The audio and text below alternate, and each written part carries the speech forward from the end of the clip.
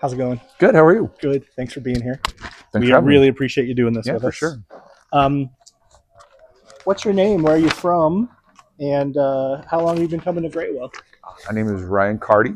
I've lived in Salt Lake County most of my life, born in Salt Lake City. I've been coming to Graywell since 1992 is my memory of starting to come to Graywell. What was the first Greatwell you went to? The first Graywell I went to was probably either the original Taylorsville location, and maybe a little bit early on that, but I'm positive it was Provo. Provo. I went to the Ooh. Provo location. Yeah, when I got married in 1993, we would have been there, but I've been shopping at other locations before that. But. The long fabled non-existent Provo store. Right. It's a certain age group that knows that exists. Most Yeah. people don't remember that. In a little strip mall. Yeah. Nothing beats the old Draper rat infested little strip mall.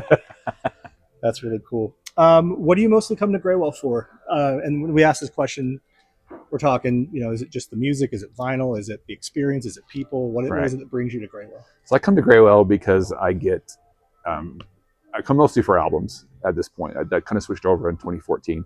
Started coming for CDs mostly before that. Videos every once in a while, books when they started coming in. But mostly I stay for the people. That's why I come to this location into Graywell, for the people. That's really nice. True. You're a big reader. True. Yeah. Have you ever found a book here that you really liked? Yes. Surprised you? Yes. There's this author, I'm trying to remember his name right now. He wrote a book called, his name's Stephen Hall. He wrote a book called The Rorschach Texts. And it was his only novel for years. And then there was a fabled second novel that I had never seen. And I looked for it online. I'd been to like Powell's, couldn't find it. I'd been to the Strand in New York City, couldn't find it. And then I found it on that shelf for like $6 one day, which was pretty exciting. So I was pretty stoked when I saw that. That's really cool. Past or present, I mean, obviously Taylorsville's a store that you come to and frequent, which a lot of these questions we ask, it's kind of ending up that way because we're the last big location, right. Obviously.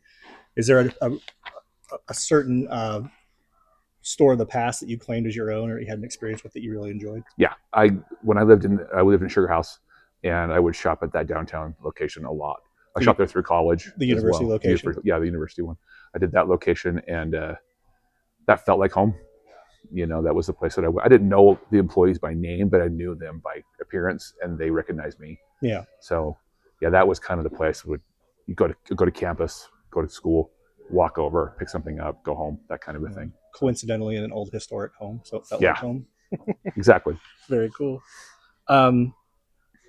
Can you share a particular memory, experience, a couple experiences, memories that has positively impacted you from Graywell? Yeah, of course. I was thinking about that university store. I'd walked in several times, and this is CDs were upstairs. Mostly the used ones were upstairs. And I was up there looking through some stuff, and I was kind of in this spot where I didn't know like what I wanted to listen to next. I was just looking for something new. And I can't remember who the employee was, but he introduced me to Boris. He handed me Kumanauta across the table. And that has been, because of that experience, I've traveled to see Boris, and I've met people. I have friends now that I interact with, and that band's been impactful. One of my favorite bands of all time, because somebody was thoughtful enough to hand me a CD across the counter and say, "Hey, I think you'll like this." So that was actually pretty cool.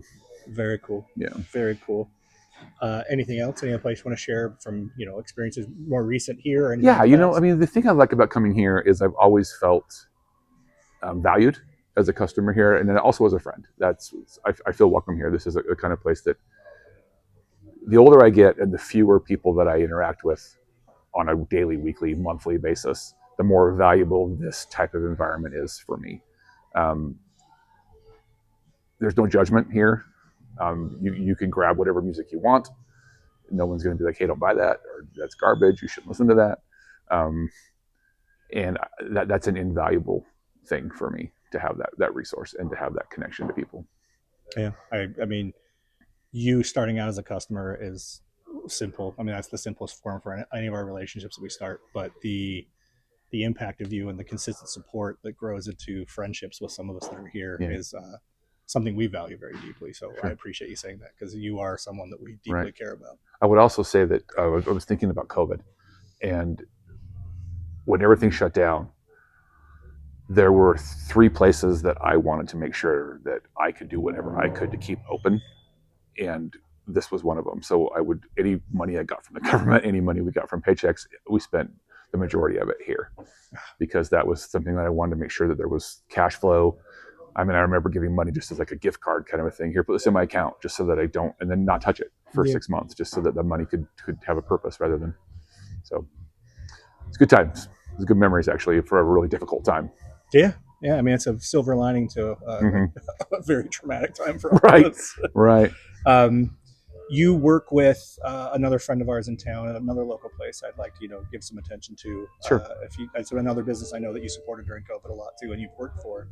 If you want to talk about Printed Garden for Yeah, a second, I sure. think that'd be The amazing. Printed Garden was one of the other places that, and it's a local bookstore in Sandy, new and used, run by one of the best humans that I know, named Aaron Kantz, and just genuinely kind, go out of his way to find books for you.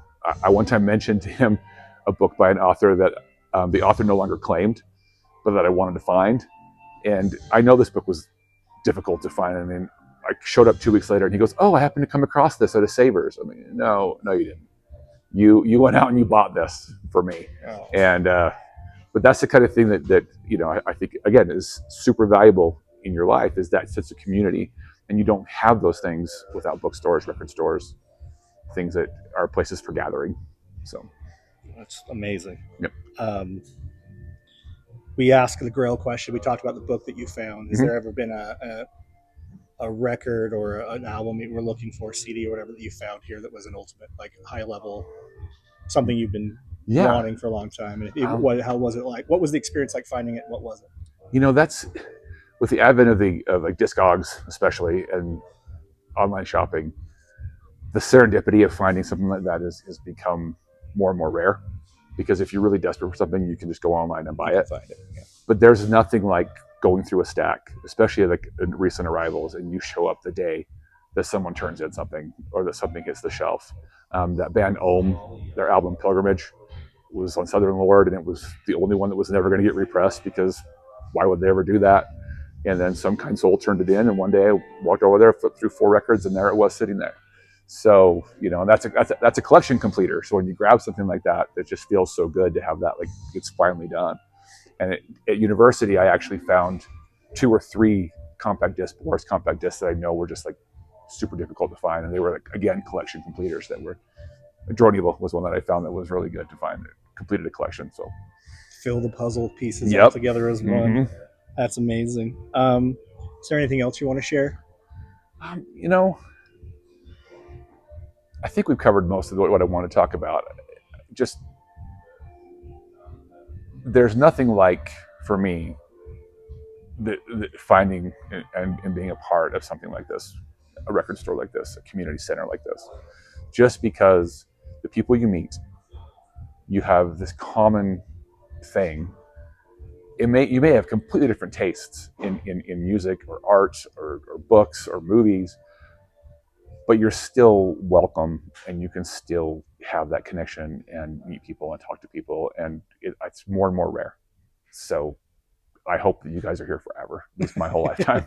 So, well, I'll stay until the lights go out, whether physically or like literally in the store. Yeah, fair enough. Thank you so much, Ryan. You're welcome. Is there anything you want to share? Where can we find you? What do you have going on in life? Anything that you have special? I'm nothing special. I mean, I'm pretty much retired at this point, so I spend my Friday mornings here. I was just going to say, Friday morning Ryan visits are our favorite thing. I do have another Instagram that I use for just my album collection that I'm just going through alphabetical chronological. It's called a Record Collection Redux. Very low engagement, very low people following this, and it's just something I do for myself. Yeah. So if you're interested, you can check that out. But, okay, we'll throw it on here. Okay, sounds good. That's all I have. If there's anything else, you can share it. If not, thank you so very much. And yeah, I want to make sure this is on film and camera. Our Friday visits are amazing, but we genuinely love you, and we appreciate everything you do for us. I love you too, man. Appreciate Thanks, it. Yep.